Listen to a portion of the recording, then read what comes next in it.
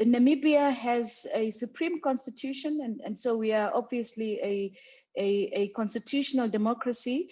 And some of our key principles on which our governance architecture is anchored is obviously democracy, the rule of law, and justice for all. What has happened over the past 8 to 9 months since the first case of coronavirus arrived in Namibia was that we used the tenets of the Namibian constitution to guide the legal and health response to the pandemic. When we had the first case of coronavirus and when it was declared a health pandemic, we also declared a state of emergency and we went into a lockdown on 17 March 2020. What we also did is that we consistently updated the regulations that were associated with declaring a state of emergency.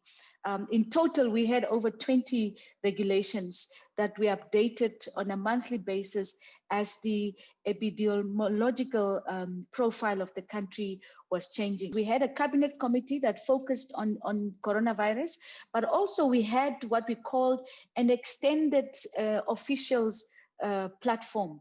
And at this platform, we also involved media, medical, and other economists and various experts in various fields.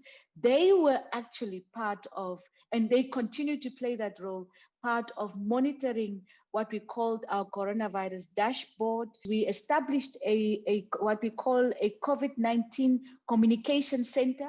So on a daily basis, twice a day, there were regular updates. There were experts that were responding to various issues. We've done our part as a government to try and ensure that, you know, people, the law is known, it's properly promulgated. So we followed through those processes.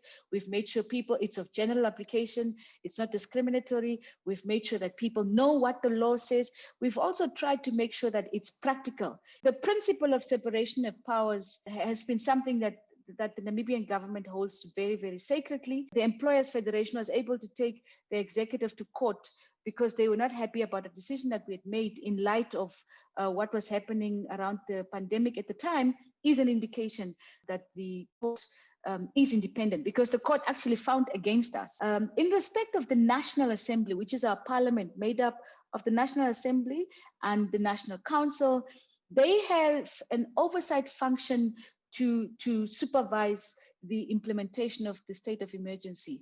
And if we wanted to extend the state of emergency post-September 2020, we were supposed to take it back to the National Assembly and ask them whether or not we could do that. Members of the executive also sit in National Assembly, and that's another opportunity for other members of the National Assembly, parliamentarians in other words, to interrogate the measures that the executive has taken. We must guard and protect the rule of law with all we have. We must trust the systems that we have in place.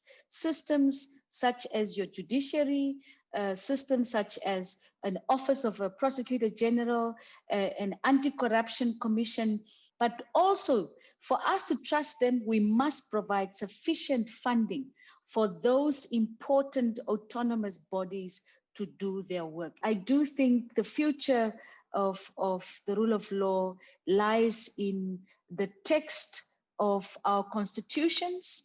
And because the rule of law, if it's not supported by, for example, a caring language, a language that wants to enhance social justice, we may have a challenge, because you do want to use the law as a tool to transform the lives of our people.